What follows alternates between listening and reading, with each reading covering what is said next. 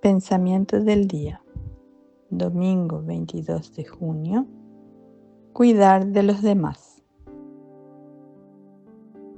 Hay que traducir en caridad, transformar en caridad los distintos contactos que a lo largo del día tenemos con los prójimos.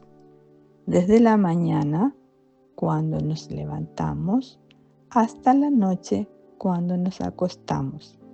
Cada relación con los demás tiene que ser caridad. En la iglesia, en casa, en la oficina, en la escuela, por la calle, tenemos que encontrar las distintas ocasiones para vivir la caridad.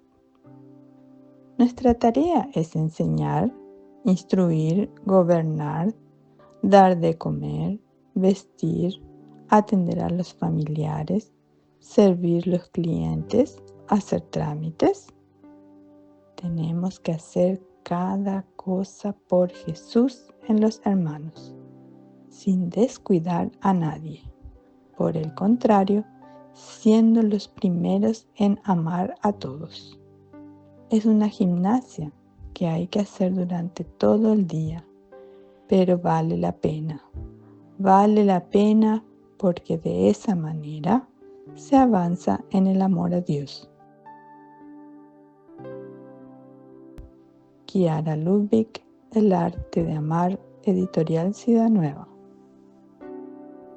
Hola, si te ha gustado este video, danos like y suscríbete al canal para recibir notificaciones.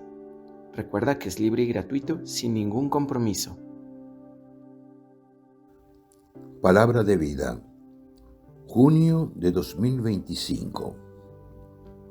Denles ustedes de comer.